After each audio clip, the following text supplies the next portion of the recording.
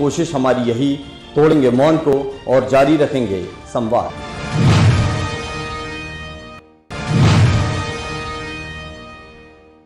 से बहुत बहुत स्वागत वंदन अभिनंदन है। भारतीय संस्कृति का यही है बहुवर्णीय विचार, अतिथि को मान। इन लोकार्पण एवं शिलान्यास हमारी सौगातों का जोरदार तालियों से स्वागत कीजिए। जोरदार तालियों की गूंज होनी चाहिए।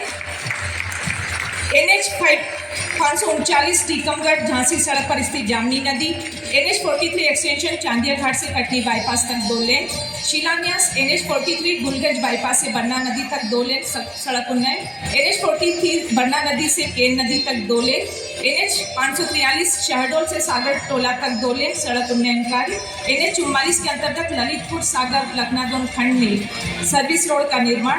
इस तरह से हमारी ये योजनाएं NH 44 के सुकरा, कुरई और खवासा में कुल 3 फीट ओवरब्रिज के निर्माण का कार्य, NH 44 के घुनई एवं बंजारी घाटी पर 2 ब्लैक स्पॉट के सुधार का कार्य की यह सौगातें। जोरदार तालियां, दोनों हाथ ऊपर।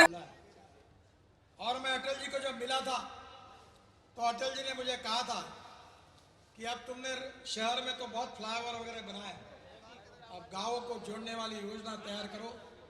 और पटवा जी ने और अटल जी ने मेरी अध्यक्षता में एक कमेटी अपॉइंट की थी।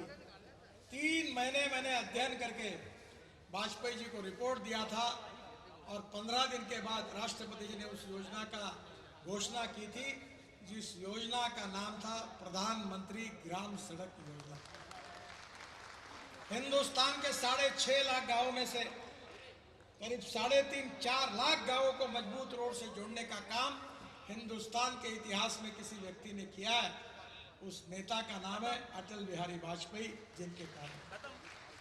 और इसलिए मुझे विश्वास है कि मध्य प्रदेश का रोड इंफ्रास्ट्रक्चर, पहले तो मध्य प्रदेश में 3 लाख करोड़ के काम कर रहे हैं, ग्रीन एक्सप्रेस हाईवे बना रहे हैं।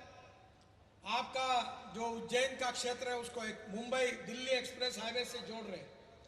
बड़े बड़े 5 ग्रीन हाईवे 50,000 करोड़ के मध्य प्रदेश में बन रहे हैं। अभी तक 2 लाख करोड़ के कामों का शुभारंभ हुआ और इस 10 साल में मैं आपको वचन देता हूं कि मध्य प्रदेश में 3 लाख करोड़ के काम हम पूरे करेंगे। कुछ काम पूरे हुए, कुछ शुरू होंगे और मध्य प्रदेश की तस्वीर को बदलेगी। आदरणीय मोदी जी के नेतृत्व में मध्य प्रदेश की प्रगति हो, समृद्ध हो, संपन्न हो, मध्य प्रदेश का विकास हो, गांव गरीब मजदूर किसान का कल्याण हो और मध्य प्रदेश पर्यटन के दृष्टि से, खेती के दृष्टि से हमारे देश में एक शक्तिशाली राज्य है। मेरा विश्वास है कि हमारे मुख्यमंत्री जी आदरणीय मोहन जी के नेतृत्व में अगर प्रगति और विकास में मध्य प्रदेश और आगे जाएगा। शिवराज जी ने भी अपने कार्यकाल में मध्य प्रदेश का विकास करने की पूरी कोशिश की।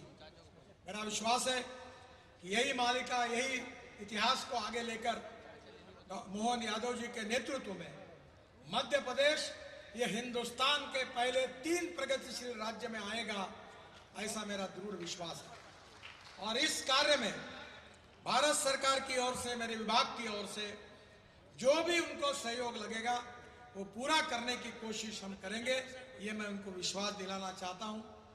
आदरणीय राकेश सिंह जी ने बड़ी जीत की और इसीलिए जबलपुर के अंदर का ब्रिज बन रहा है। बहुत कठिनाई आई, अभी उन्होंने मुझे बताया कि 80-90% पूरा हुआ है। मैं उनको बधाई देता हूं। जबलपुर रिंग रोड के लिए उन्होंने काफ़ी कोशिश की, वो भी अब उनका सपना पूरा हुआ है। जो 3 किलोमीटर की बात कर रहे हैं वो राज्य मार्ग है, इसलिए थोड़ी अड़चन है। आप CRF का एक यूटिलाइजेशन सर्टिफिकेट भेज दो, उसको मैं मंजूर कर दूंगा। दूसरा जो आपने बताया वो भी छोटा है, वो भी दोनों CRF में प्रपोजल डाल दो, मैं जरूर मंजूर करके दूंगा। प्रहलाद जी के क्षेत्र में वो तकरार कर देते कि मेरे यहाँ हाईवे नहीं आता, पर मुझे खुशी है कि आज वहाँ भी हाईवे हुआ है और उनके यहाँ भी बड़े प्रमाण पर काम शुरू हुआ है।